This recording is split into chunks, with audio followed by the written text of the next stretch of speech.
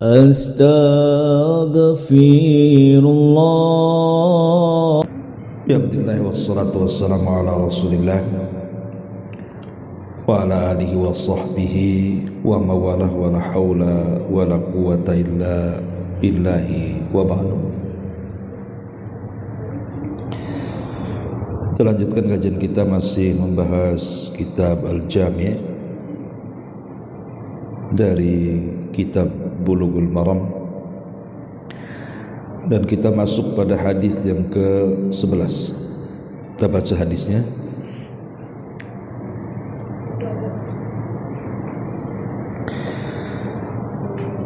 Wa anhu radhiyallahu anhu qala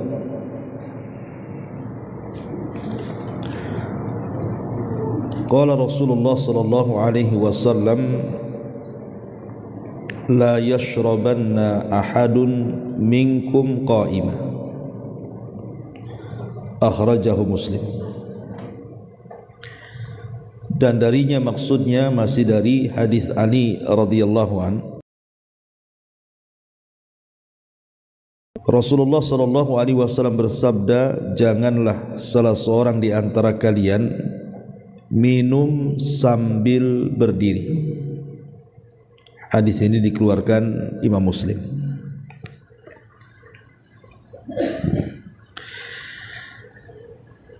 Ma'asyiral muslimat yang dimuliakan Allah Subhanahu wa taala, ada juga riwayat yang semakna dengan hadis ini. La yashrabanna ahadum minkum qa'ima faman nasiya fal yastaqi. Janganlah sekali-kali kalian minum sambil berdiri. Apabila dia lupa, maka hendaklah dia memuntahkannya.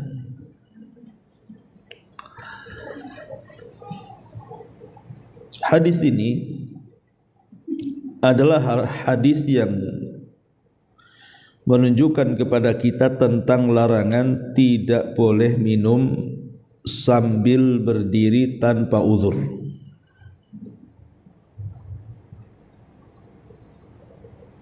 Tetapi para ulama ketika membahas tentang larangan dalam hadis ini, apakah kemudian larangan ini sampai kepada tingkat haram? Jadi kalau ibu minum berdiri itu berdosa karena hukumnya haram, ataukah hanya sekedar makruh saja? Lah, Imam Nawawi rahimahullahu taala menjelaskan bahwa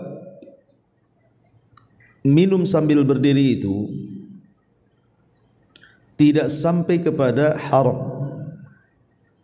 tetapi hanya sekedar makruh saja. Beliau mengatakan di sini, fadhahaba aktsarul ulama ila anna nahya anis syurbi qa'iman litanzihi la litahrimi. Kebanyakan para ulama bahwa memahami larangan dalam minum berdiri itu hanya litanzih, maksudnya dibawa kepada makruh, la litahrim, bukan dibawa kepada haram. Taib, sebelum kita jelaskan hadisnya, kita akan menjelaskan dulu tentang seputar adab-adab minum dulu, karena ini kan bagian daripada adab minum. Ma'asyiral muslimat yang dimuliakan Allah Subhanahu wa taala, yang pertama yang harus dipahami atau diperhatikan ketika kita minum, hendaklah seseorang minum dengan membaca basmalah. Jadi seseorang makan ataupun minum, jangan hanya sekedar minum saja, tetapi juga disunahkan membaca basmalah. Kemudian juga yang kedua, kalau seandainya ibu dalam posisi rame-rame duduk. Kemudian tekonya kan cuma satu, ya gelas banyak, tapi kan tekonya cuma satu. Maka sebaiknya ketika menuangkan air minum itu dimulai dari arah kanan dulu, kemudian berkeliling sampai selesai. Karena itu ada hadis Nabi SAW, sakil kauma akhirohum syurban.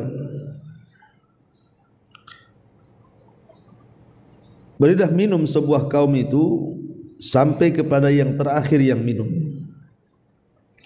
Kata ulama ketika memahami hadis ini, maksudnya adalah berilah minum dari sebelah kanan. Ini yang kedua. Yang ketiga, tidak minum dari mulut teko, tapi sebaiknya dituangkan ke dalam gelas. Kenapa demikian? Nabi SAW melarang dalam hadis yang dikeluarkan Imam Muslim, naha Rasulullah SAW an ikhtinatsil asiqqa an yashraba min afwahiha. Nabi SAW melarang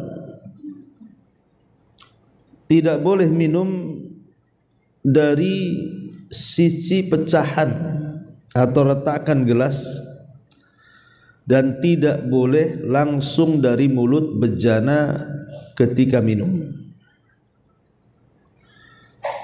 Kenapa demikian, Bu? Tentu ada alasannya. Ya, kok orang tidak boleh minum langsung dari mulut teko itu, kok kenapa?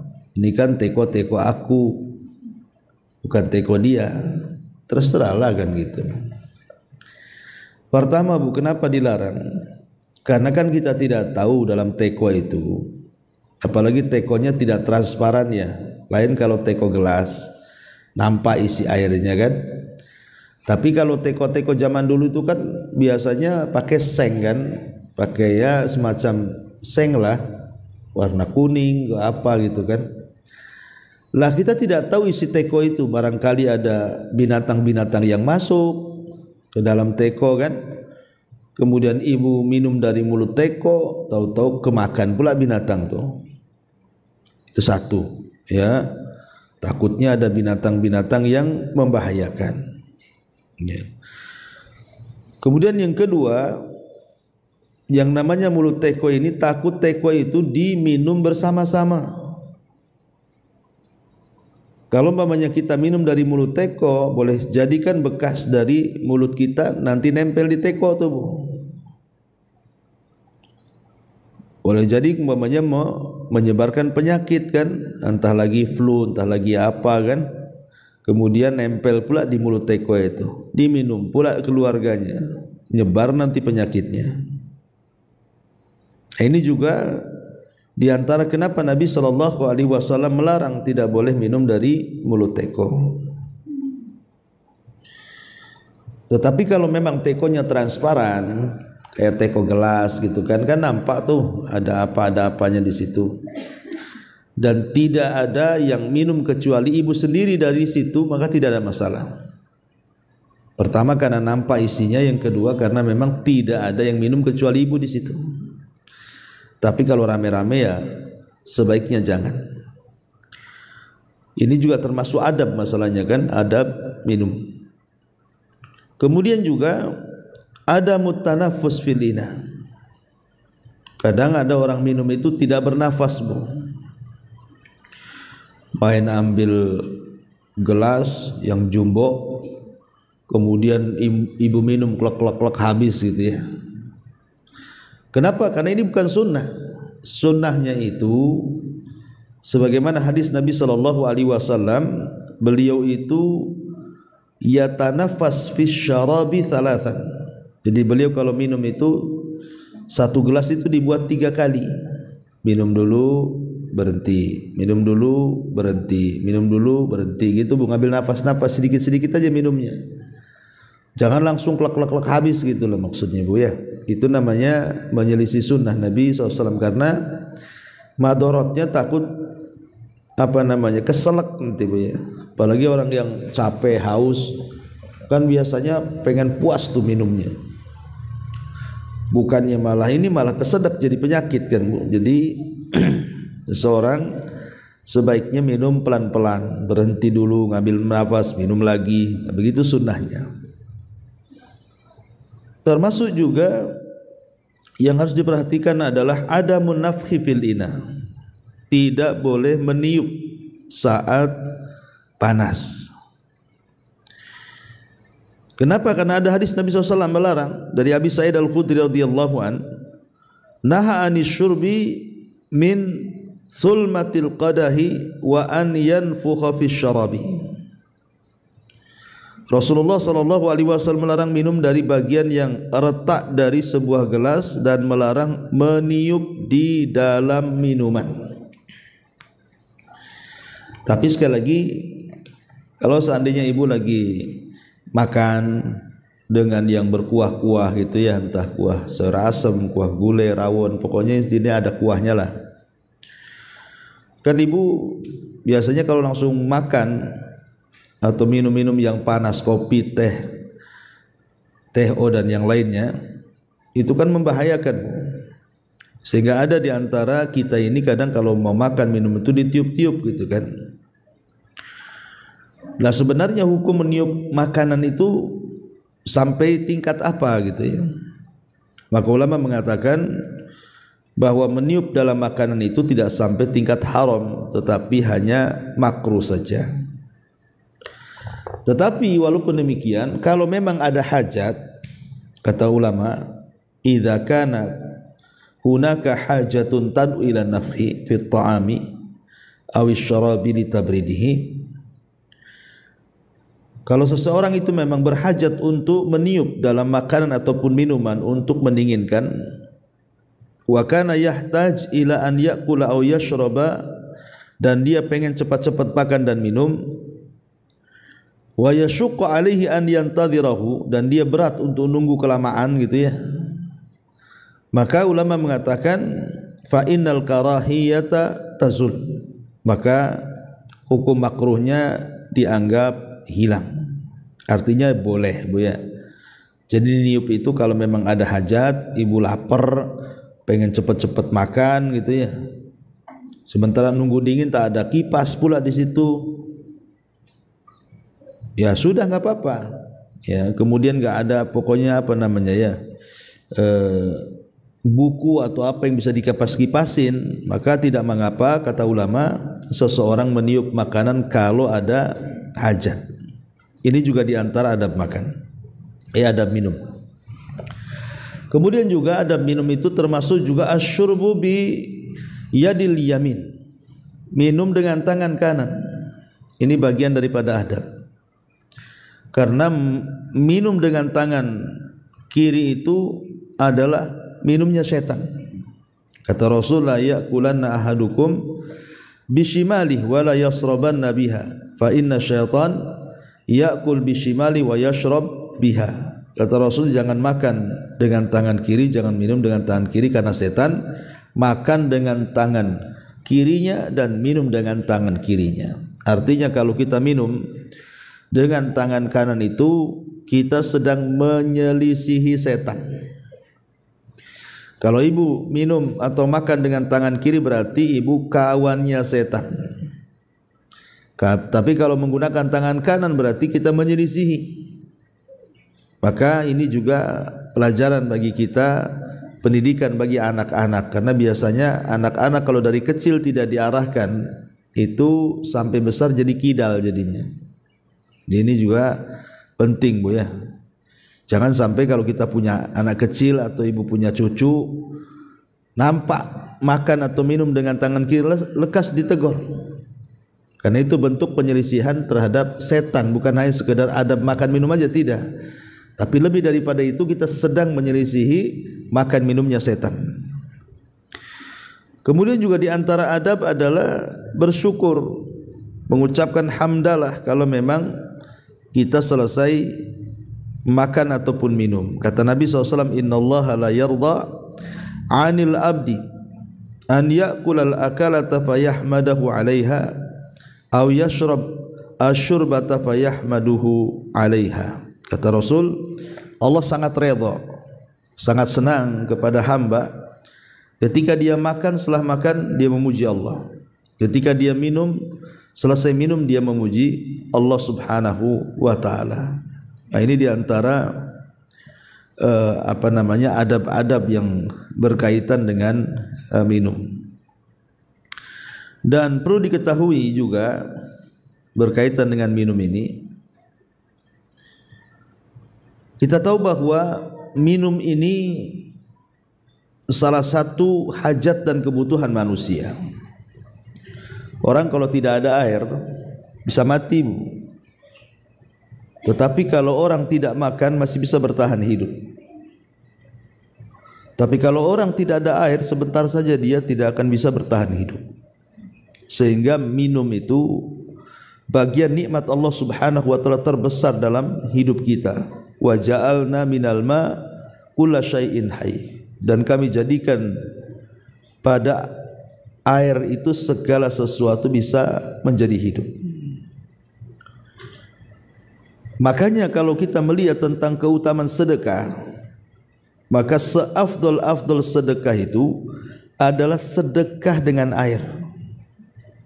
Sedekah dengan air. Jadi mana-mana yang butuh air kayak masjid, pesantren, atau mungkin desa-desa, tempat-tempat yang butuh pengairan air minum, kalau kita kemudian berinfak untuk mereka, maka itu seafdol-afdolnya sedekah. Kata Nabi SAW, afdolus sadaqah sadaqatul ma. Seutama-utama sedekah adalah sedekahnya air. Makanya pernah satu hari Imam Hakim itu yang mengarang kitab Mustadrak, kemudian biasa disebut-sebut kalau kita membahas hadis Nabi mesti di belakangnya kan rawahu Hakim, rawahu Tirmidzi, rawahu Muslim, rawahu Bukhari. Pokoknya dia adalah seorang pengeluar hadis, Imam Hakim ini. Jadi satu hari Imam Hakim ini sakit, ada luka di badannya, dan dia sudah berusaha untuk mencari pengobatan ke sana kemari, tapi Allah takdirkan juga tidak sembuh-sembuh. Akhirnya satu hari dia hadir di majelisnya Imam Sabuni, hadir di majelis Al-Imam As-Sabuni. Maka selesai pengajian, selesai ta'lim, maka Imam Hakim ini datang kepada Imam As-Sabuni, kemudian mengadukan penyakitnya dan mengatakan, ya Imam, saya ada sakit di badan saya, luka yang tidak pernah kunjung sembuh. Bisa enggak kau minta jamaah yang hadir di majelis taklim kamu ini mendoakan akan kesembuhan aku? Akhirnya kemudian Imam As-Sabuni meminta jemaahnya yang hadir di situ, baik yang laki-laki atau yang perempuan, agar sama-sama mendoakan sakitnya Imam Al-Hakim ini. Tiba-tiba kemudian selang beberapa hari ada seorang wanita yang hadir di majelis taklim itu bermimpi malamnya, bahwa dalam mimpinya dia berjumpa dengan seseorang yang mungkin itu mimpi baik dari malaikat gitu ya, agar menitipkan pesan kepada Imam Hakim, kalau dia ingin sembuh penyakitnya maka sedekahlah dengan air. Akhirnya wanita ini kemudian menyampaikan perkara mimpinya kepada Imam As-Sabuni untuk disampaikan kepada Imam Hakim. Maka kemudian Imam Hakim pun menyarankan atau berusaha melakukan apa yang disarankan oleh Imam As-Sabuni agar bersedekah dengan air supaya sembuh penyakitnya. Akhirnya kemudian dia pun berusaha mencari desa yang sangat berhajat kepada air. Kemudian dia menggali sumur di situ. Kemudian dia sedekahkan airnya kepada warga desa yang ada di situ. Lah selang beberapa waktu setelah peristiwa itu, subhanallah, Allah sembuhkan untuk penyakitnya Imam Hakim. Makanya Nabi SAW mengatakan apa? Tadawaw mardakum bis sadaqah. Kasih carilah kesembuhan bagi orang sakit di antara kalian dengan sedekah. Jadi dari sini kita tahu bahwa air itu adalah seafdal-afdalnya sedekah. Dan hal yang sama terjadi kepada seseorang yang datang kepada Abdullah ibn Mubarak. Dia pun sakit orang ini. Kemudian dia mengadu kepada Abdullah ibn Mubarak akan sakit yang diderita yang lama sembuh tuh. Maka Abdullah ibn Mubarak menyarankan agar dia sedekah dengan air. Setelah dia sedekah dengan air, tiba-tiba Allah sembuhkan. Nah, itu kan bagian daripada sebab, ya kan? Tetapi kita lihat di sini kita tidak berbicara soal cerita sembuhnya, tetapi kita bicara soal airnya. Bagaimana manfaat air itu luar biasa. Sampai-sampai kemudian dijadikan oleh para ulama sebagai afdal as-sedekah, sedekah yang paling utama, bahkan bisa dijadikan tawassul untuk kesembuhan. Karena tawassul dengan amal saleh, ya. Ini diantara yang harus dipahami soal keutamaan air ini. Ya, baik sifatnya, ya kalau sekarang kan ada dibuatkan sumur bor ataupun sumur biasa, atau mungkin sekarang kan ada ATB. Udah masjid ini saya yang bayar ATB-nya atau saya yang pasang ATB-nya, ya. Dan begitu seterusnya. Tapi walaupun demikian, Bu, bicara soal minum ini yang harus Ibu pahami, ada di sana minuman-minuman yang haram. Tidak semua air boleh diminum. Apa saja minuman yang haram itu? Yang pertama, al-muskirat, minuman yang memabukkan. Dan itu tercantum dalam surah Al-Maidah ayat 90. Innal khamra wal maisir wal ansab wal azlam rijsun min amali syaitan fajtanibuhu la'allakum tuflihun. Ingat bahwa khamar itu bagian daripada amal setan, tinggalkan agar kalian beruntung. Ini yang pertama, jangan minum khamar, haram hukumnya. Kemudian yang kedua, jangan minum racun. Minum racun seperti orang yang bunuh diri, minum racun, haram, tak boleh. Karena Rasul mengatakan la dharara wala dhirar, tidak boleh menyakiti diri sendiri dan tidak boleh menyakiti orang lain. Tidak boleh. Badan ini milik Allah, bukan milik kita. Jangan disakiti dengan minuman racun, racun serangga, racun tikus, racun kecoa, macam-macam diminum dia. Tidak boleh. Kemudian yang ketiga, an-najasat, air najis tidak boleh diminum. Air najis itu tidak boleh diminum. Kemudian juga termasuk laban al-jalalah. Jadi laban al-jalalah adalah air susu yang dihasilkan dari hewan yang disebut jalalah. Jalalah itu hewan yang dibesarkan dari makanan-makanan yang najis. Jadi ada hewan kayak umpamanya ibu naro lele di sepiteng, Bu. Ya. Lah ibu naro lele di sepiteng itu kan lele besarnya kan karena makan kotoran kan, Bu. Itu disebut jalalah namanya, Bu. Ibu tidak boleh makan lele yang hidup di sepiteng itu, kecuali lele itu kemudian diletakkan di air bersih paling lama 3 hari, paling sebentar 3 hari, paling lama ya terserah. Dikasih makanan bersih dulu, makanan suci dulu, baru mungkin setelah lebih dari 3 hari baru boleh dimakan. Tapi kalau langsung ibu ambil dari sepiteng, langsung digorok kemudian dimakan, itu tidak boleh, Bu. Itu namanya hewan jalalah, tidak boleh. Makanya sebaiknya jangan naruh lele di sepiteng, Bu. Itu maksud pada jalalah. Jadi jalalah tidak mesti ini contoh saja, jalalah itu apa gitu ya. Termasuk juga kalau ada kambing, ada unta, ada sapi, dia makan kotoran yang najis, maka itu air susunya tidak boleh diminum tuh. Itu namanya labanul jalalah, namanya tidak boleh. Termasuk juga seseorang minum dari hewan yang campuran, hewan campuran. Yang satu haram bapaknya atau ibunya suci umpamanya. Ya contoh sajalah walaupun mustahil.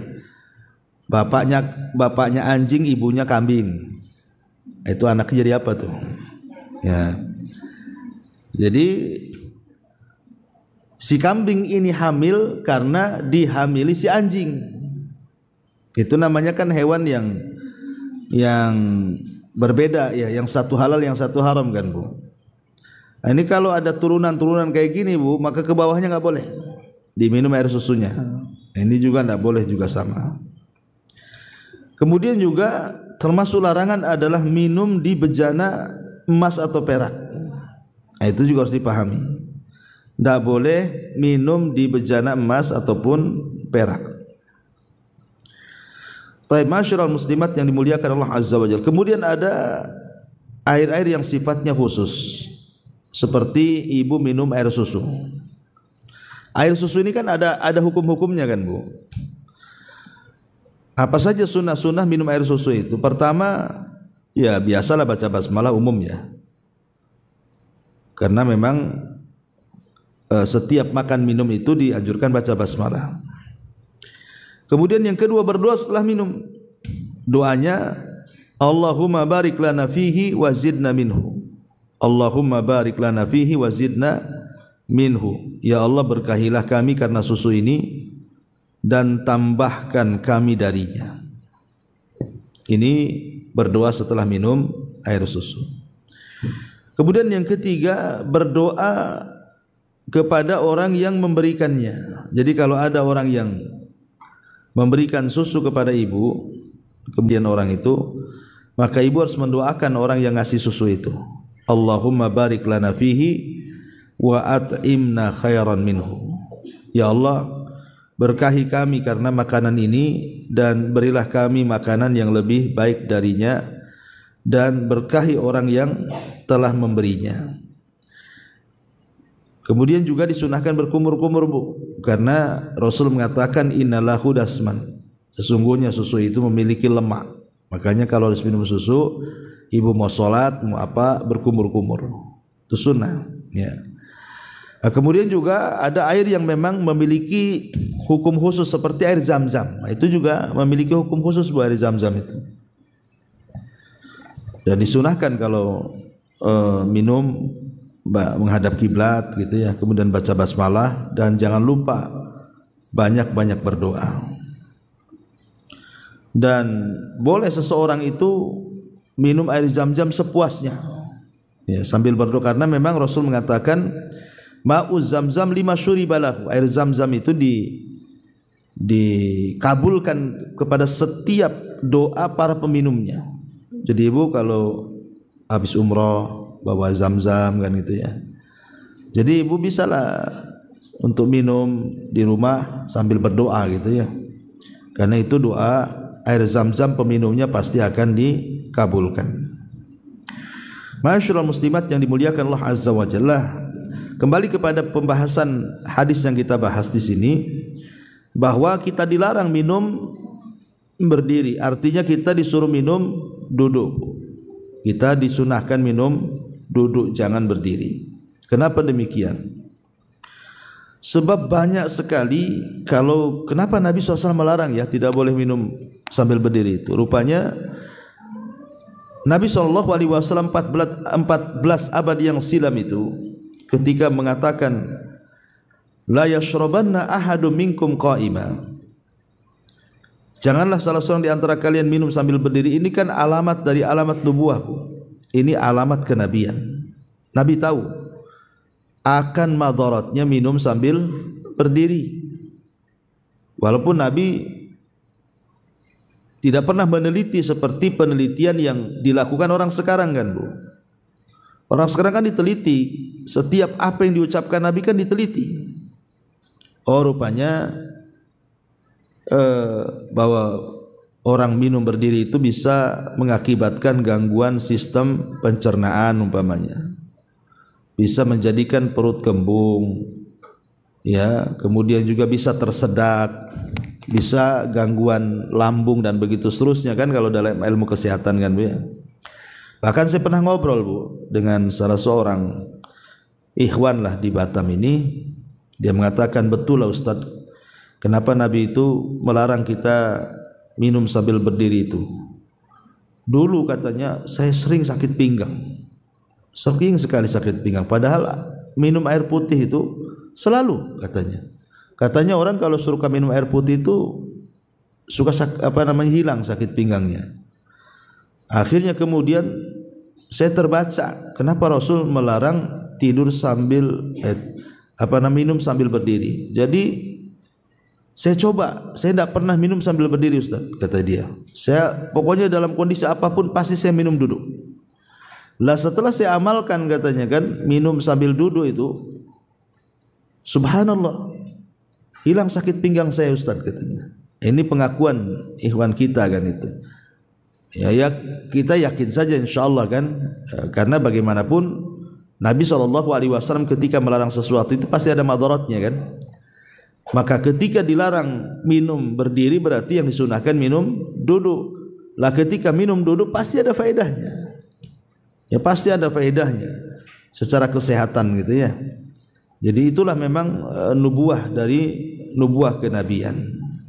Tapi kalau kita langgar selalu kita minum berdiri pasti akan banyak penyakit yang datang, dan ibu bisa tanyalah ke para dokter dan spesialis kesehatan gitu kan tentang bahaya minum berdiri, atau mungkin bisa dilihat di Google kan, mesti nanti ketemu tuh. Wallahu alam, ini diantara faedah hadis ke-11 tentang larangan minum berdiri. Baik Bu, satu hadis saja sampai di sini. Kita buat tanya jawab, silakan. Kita buat tanya jawab.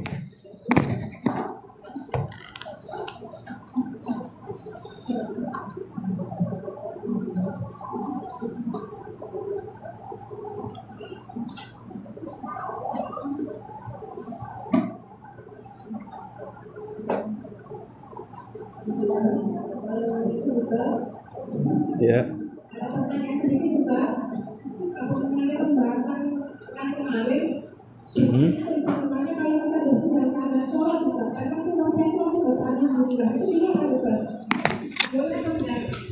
Ketika bersin dalam solat, ibu baca basmalah, baca alhamdulillah. Iya Bu, dulu di zaman Nabi ada orang bersin. Di zaman Nabi itu ada orang bersin ketika solat. Kemudian orang sebelahnya refleks Bu, dia menjawab, yarhamu. Jadi para sahabat yang sedang solat itu semua melirik dia. Ketika semua sahabat melirik dia, dia enggak enati lah. Kenapa orang itu mandang-mandang aku katanya? Gara-gara dia menjawab yarhamukallah tuh. Akhirnya selesai solat, maka dipanggil oleh Nabi SAW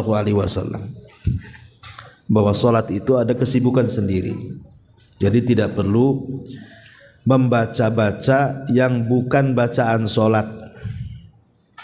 Ya Bu ya, tidak boleh membaca bacaan yang bukan bacaan solat. Apapun bacaannya, apapun dzikirnya, apapun doanya, yang bukan bagian daripada doa dan dzikir yang harus dibaca dalam solat, jangan dibaca ketika solat. Wallahu a'lam.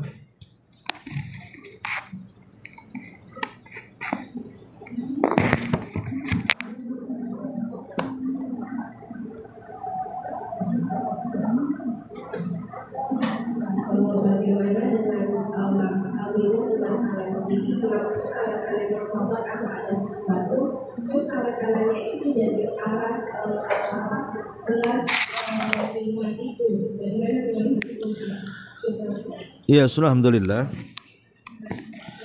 Ya Bu, tentang masalah kalau yang dimaksud tangan kiri itu hanya sekedar membantu, tetap dia tangan kanan yang beraksi. Yang banyak peranan itu tangan kanan. Tangan kiri itu hanya bantu saja, ya enggak apa-apa, insyaallah enggak apa-apa.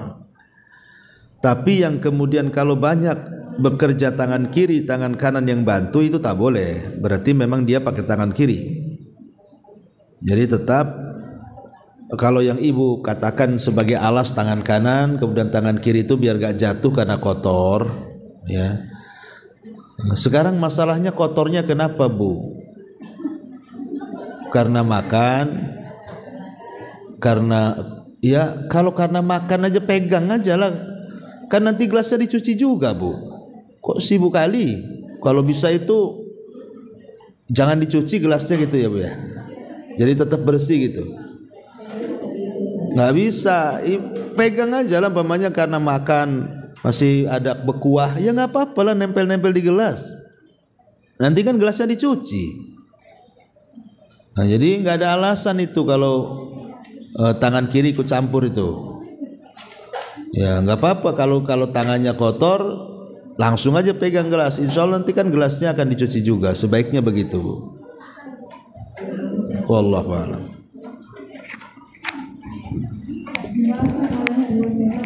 Ya.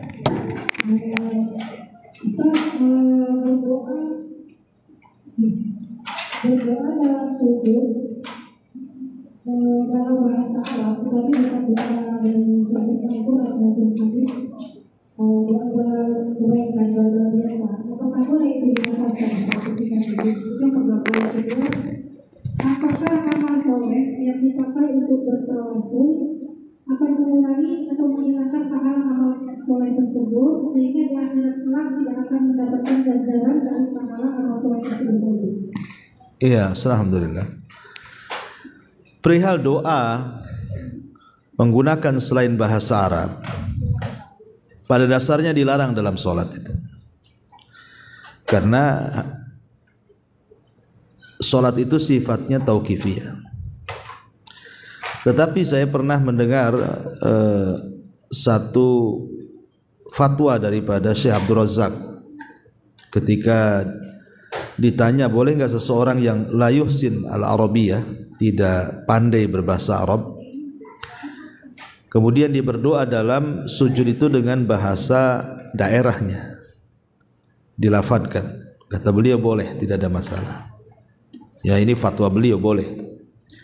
Boleh seseorang itu melafadkan dengan selain bahasa Arab, bahasa daerah dia, dengan doa-doa yang dikehendaki dalam sujudnya. Kalau memang dia tidak la yuhsin al-arabiyah, memang dia tidak pandai dan tidak bisa berbahasa Arab, maka tidak mengapa. Tapi kalau bisa bahasa Arab jangan, kan dia bisa bahasa Arab. Ini yang pertama. Yang kedua, apakah tawasul dengan amal soleh akan mengurangi pahala amal soleh? Tidak. Amal soleh itu, Bu, jangan dikiaskan dengan uang di dompet, Bu. Kalau uang di dompet dibelanjakan habis lama-lama tinggal dompetnya kan. Tapi amal soleh tidak. Dibelanjakan amal soleh itu tetap aja dia nilainya. Makanya ketika Nabi mengatakan man fattara sha'iman kana ajru sha'im, barang siapa yang memberi makan orang yang sedang berpuasa, maksudnya ketika iftar, ketika berbuka, maka dia dapat pahala orang yang berpuasa itu. Bukan diartikan berarti pahala orang yang berpuasa pindah ke kita yang ngasih makan iftar. Nanti nggak ada orang yang mau makan makanan kita kan? Oh nggak maulah, gitu. Nanti pahala saya habis diambil kalian. Nggak begitu. Pahala kita tidak berkurang, tetapi pahala yang sama diberikan kepada orang yang ngasih iftar. Jadi kalau pahala itu tidak akan berkurang. Bahkan pada hari kiamat justru balasannya jauh lebih berlipat ganda lagi. Wallahu a'lam.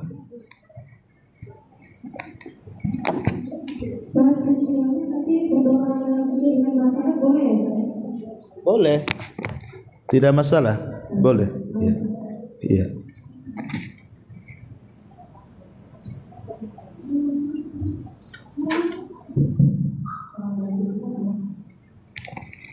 Waalaikumsalam.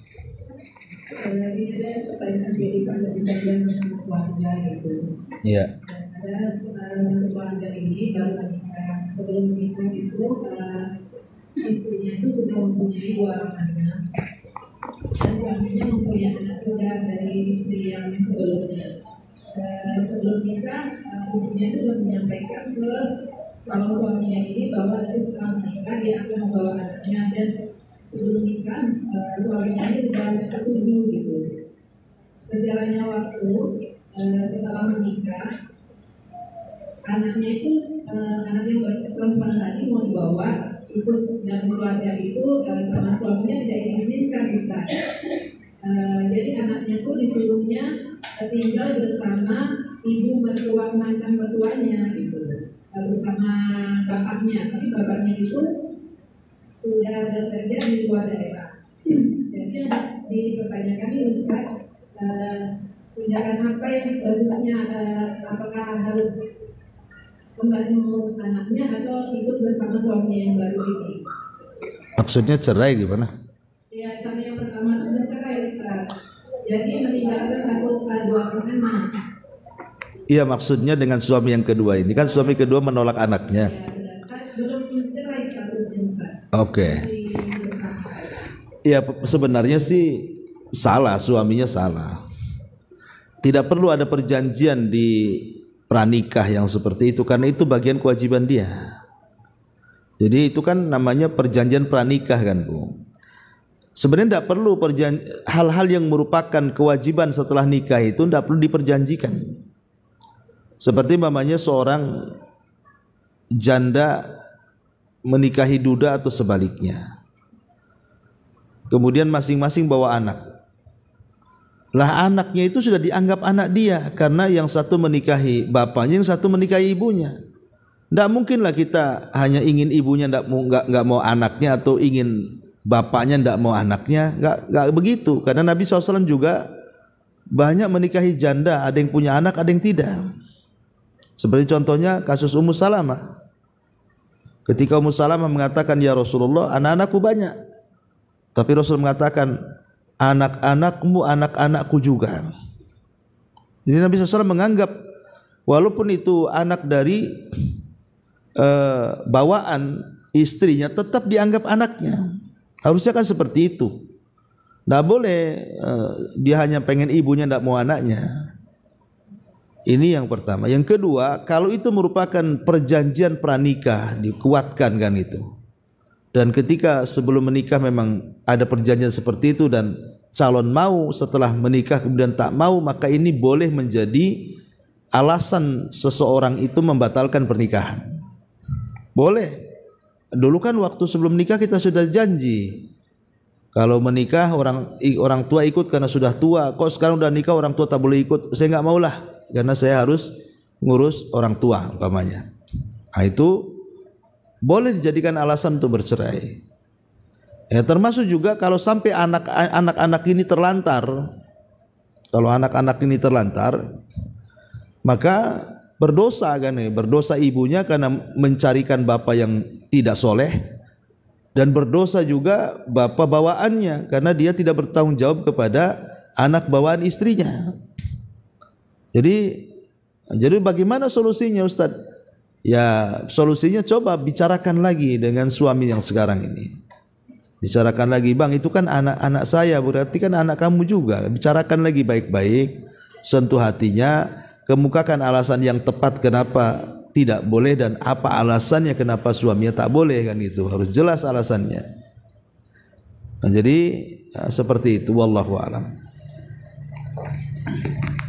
Yang sampaikan kemarin keuntungan bagaimana solusinya itu, terus kata suaminya itu ya udah kirim aja uang untuk anakmu katanya, tapi jangan ikut sama kita gitu. Jadi ibunya ini tambah sedih gitu. Maka cuma dikasih uang aja, tapi kasih sayang dari ibunya kan nggak bisa sepenuhnya diberikan karena jarak jauh. Iya, kan sebenarnya kan kalau dia itu kembali kepada gini Bu. Ketika bercerai dengan suami yang pertama itu kan ada namanya hak asuh Bu.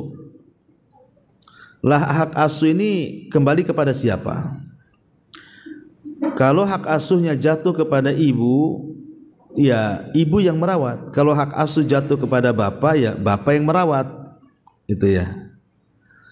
Jadi kembali kepada sebelumnya dengan suami yang pertama tuh. Cemana tuh hak asuhnya? Kan suami yang lama belum meninggal kan Bu? Masih hidup, ya kan? Berarti hak asuhnya itu kepada siapa? Kalau memang hak asuhnya kepada istrinya, ya ikut istrinya. Tapi biasanya itu ketika masih kecil biasanya ikut ibunya. Tapi kalau sudah besar, itu biasanya dikembalikan kepada anaknya. Nak mau ikut siapa? Jadi hendaklah dia tanya dulu anaknya mau ikut siapa. Kalau kata anak ini ikut bapak, ya tidak bisa apa-apa ibu. Kalau kata anak ini ikut ibu, berarti tidak bisa apa-apa bapak. Nah, di situ satu poin yang harus dipahami. Taruhlah kemudian anak ini lebih memilih ikut ibu, tidak mau ikut bapak. Berarti kan hak asuhnya kembali kepada ibu. Dan tanggung jawab anak ini diberikan kepada bapak yang pertama. Maksudnya hak makan, minum dan begitu seterusnya. Berarti bapak angkat ini hanya membantu. Sifatnya itu kan membantu. Bukan dia yang bertanggung jawab. Ya, tetapi kan ada juga yang bapak angkatnya baik, tetap dia ngasih gitu ya. Ya saya kira ini kembali kepada kemaslahatan keluarga lah Bu. Kemaslahatan keluarga. Artinya kalau memang dia mau sabar, istri itu mau sabar dengan kondisi seperti ini, tetap dengan menggabungkan hak dia kepada suami dengan hak dia kepada anak, ya berjalan aja seperti ini. Kan masih bertanggung jawab ngasih biaya kepada anaknya kan Bu. Cuman mungkin yang hilang kasih sayangnya saja. Maksudnya kasih sayang karena tidak serumah. Tetapi coba dilobilah, maksudnya jangan sama sekali tidak satu rumah, pemainnya tetap dikirim uangnya, tetapi entah dalam setahun itu pas musim libur ke rumah dulu, main-main di rumah dia kan, didekatkan dengan bapak sambungnya. Kalau memang seperti itu nggak masalah. Tapi kalau umpamanya si suaminya ini sama sekali tidak mengakui itu bagian daripada anak sambungnya, ya ini kan akan memudaratkan anak. Nah, itu bisa jadi alasan si ibu cerai dengan menggugat cerai kepada suaminya dengan perjanjian pranikah itu. Karena kan sama memisahkan anak dengan orang tuanya itu. Tidak boleh, ya. Wallahu a'lam. Wah, saya kira cukup. Subhanakallahumma bihamdika asyhadu an la ilaha illa anta astaghfiruka wa atubu ilaik. Allahu taala alam. Assalamualaikum warahmatullahi wabarakatuh.